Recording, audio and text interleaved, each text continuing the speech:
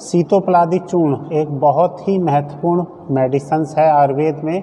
और अब खासकर जो मंथ आने वाले हैं अक्टूबर, नवंबर, दिसंबर, जनवरी, फरवरी, इन सर्दी के मौसम में ये जो मेडिसिन्स है ये और भी महत्वपूर्ण और भी ज़रूरत वाली हो जाती है, क्योंकि इस मेडिसिन्स का उपयोग दमा में, सर्दी, खांसी, जुखाम, नज़ले में किया जाता है।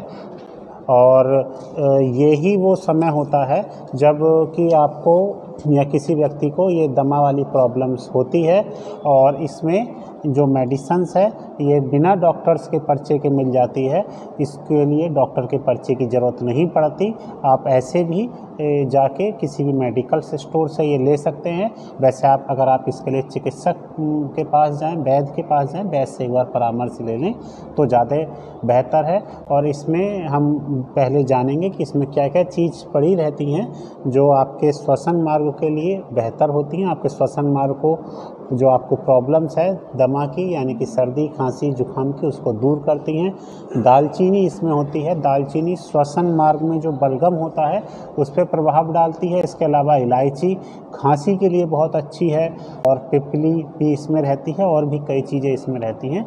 ये सब चीज़ें जो दमा की प्रॉब्लम्स होती है, जो सर्दी की प्रॉब्लम होती है, उसको दूर करती है। और इसको आप खाने से पहले या खाने के बाद जब भी आप चाहें तब ले सकते हैं। हाँ, इसको आप खाली पेट ना लें। अगर आप इसको खाली पेट लेंगे तो ये कहीं ना कहीं एसिडिटी की प्रॉब्लम कर देती है। जो मैंने आपको बताया कि आप इसको खाने से पहले ले सकते हैं, तो खाने से पहले का मतलब है शाम के खाने से आप पहले ले सकते हैं, सुबह के खाने से पहले नहीं ले सकते, यानी कि सुबह के नाश्ते से पहले नहीं ले सकते। आपको इसको कभी भी खाली पेट नहीं लेना है। वैसे आप इसको चाहे खाने से पहले ले लें या खाने के बाद ले लें, वो कभी भी ले लें। और इसकी जो डोज़ है वो अलग अलग लोगों के लिए अलग अलग उम्र और उसकी परेशानी के हिसाब से, वो बॉयज़ है या गर्ल्स है उसके हिसाब से, और मौसम के हिसाब से अलग अलग है। वैसे इसकी अधिकतर ज़रूरत सर्दी के मौसम में ही पड़ती है। गर्मियों में भी इसकी ज़रूरत पड़ती है, लेकिन ये प्रॉब्लम जब लोग फ्रिज का पानी पी लेते हैं उस वजह से, या कुछ ठंडी चीज़ खा लेते हैं, तब उस वजह से इसकी गर्मी में भी ज़रूरत पड़ जाती है। और वैसे सर्दियों में अधिकतर लोगों को इसकी ज़रूरत पड़ती है। और जो छोटे बच्चे हैं उनको ये आधा से आधा चम्मच, यानी कि आधा ग्राम देनी चाहिए।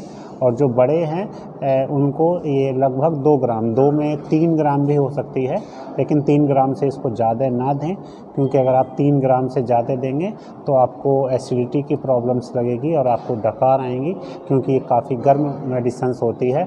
इसको गर्भवती मेडिसिन्स को ले सकती हैं, और जो स्तनपान कराती है महिलाएं, यानी कि जो दूध पिलाती हैं अपने बच्चों को, वो भी ले सकती हैं।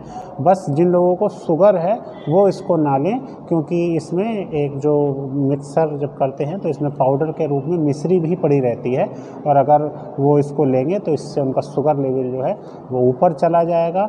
और अगर आपके बच्चे को खांसी रहती है तो आपका बच्चा तो इस क्रिया को नहीं कर पाएगा, लेकिन आप अगर आपका टीन एज का बच्चा है या फिर आप हैं और आपको जब भी खांसी हो तो आप अगर अंगूठे के इस वाले पार्ट्स को दबाएंगे तो इससे थोड़ा सा खांसी कम हो जाती है। तो कभी भी आप ऑफिस वगैरह में हो तो अगर आपको तेज़ खांसी आए तो आप इस वाले पार्ट्स को दबाएं, तो इससे खांसी कम हो जाती है और खांसी में आराम भी मिलता है। वैसे आप अनुलोम विलोम, कपालभाति या फिर शंख बजाना, और अगर आप किसी वजह से शंख नहीं बजा सकते तो आप गुब्बारे आपको फुलाना चाहिए। इससे आपका जो श्वसन संस्थान है वो मजबूत होगा, और जब श्वसन संस्थान मजबूत होगा तो आपको इस तरह की प्रॉब्लम्स जैसे सर्दी, खांसी, जुखाम वाली प्रॉब्लम्स नहीं होगी। इस तरह की प्रॉब्लम उन्हें ही होती है जिनकी इम्यूनिटी पावर कम होती है, चाहे वो बच्चे हों या बुजुर्ग, और बड़े हों तो जिनके फेफड़े कमज़ोर होते हैं। तो अगर आप अपने फेफड़े मजबूत करना चाहते हैं तो आपको अनुलोम विलोम, कपालभाति, या फिर आपको शंख बजाना चाहिए, या आपको गुब्बारे फुलाने की प्रैक्टिस करनी चाहिए। अगर आप 2 या 3 बार भी अपने घर पे गुब्बारे फुलाने की प्रैक्टिस कर लेते हैं, वैसे फेफड़ों की एक्सरसाइज करने की मशीन भी आती है, लेकिन अगर आप उसमें पैसा इन्वेस्ट नहीं करना चाहते तो आप गुब्बारे फुलाने का एक्सरसाइज कर लेते हैं, तो वो भी आपके फेफड़ों को मजबूत कर देता है। और ये जो सीतोपलादी चूर्ण है ये एक फेफड़ों का टॉनिक है, और बहुत अच्छा है ये फेफड़ों के लिए। जिन लोगों का किसी कारण से स्वाद भी चला जाता है, उन्हें खाने पीने में स्वाद नहीं आता, तो उन लोगों के लिए भी एक बहुत अच्छी चीज़ है।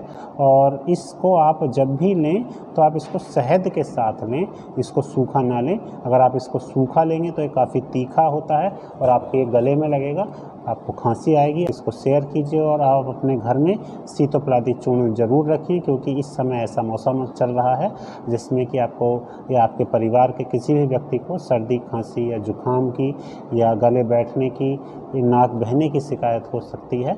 तो ये बहुत महत्वपूर्ण है। अगर आप इसको रखेंगे तो आपको जो बहुत सारे कफ सिरप हैं जिनमें बहुत सारी केमिकल्स मिला रहता है, उसके दुष्प्रभाव से आप बच सकेंगे और आप घर पे ही ठीक हो सकेंगे। धन्यवाद।